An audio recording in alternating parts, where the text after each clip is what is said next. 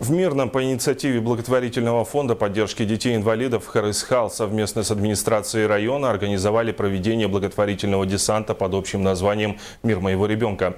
В рамках акции в школах были проведены мероприятия для учеников, педагогов и родителей. Подробности встречи у Натальи Николаевой. Программа благотворительного десанта «Мир моего ребенка» началась рано утром в средней школе номер 7. Впервые подобные мероприятия прошли в нашей республике 5 лет назад. Эта программа началась с 2010 года, когда в город Якутск приезжала московская организация «РУИ Перспектива». Вот они проводили семинары, нас обучали урокам доброты и так далее. Их привозила фонд «Праздник жизни». На данный момент сейчас мы работаем с благотворительным фондом Харысхал. Руководитель фонда – это Вера Петровна Душкевич.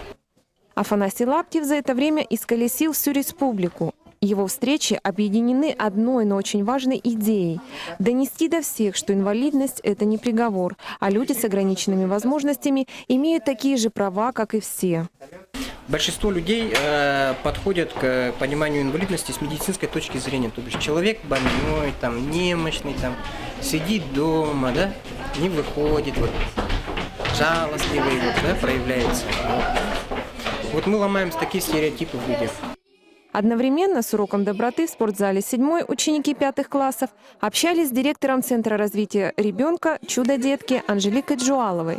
Она попыталась рассказать детям о том, что испытывает человек с ограниченными физическими возможностями. Уже не один год уроки доброты помогают привить подрастающему поколению гуманное и ответственное отношение ко всем окружающим. А это необходимо для того, чтобы в стране выросло поколение добрых и отзывчивых людей.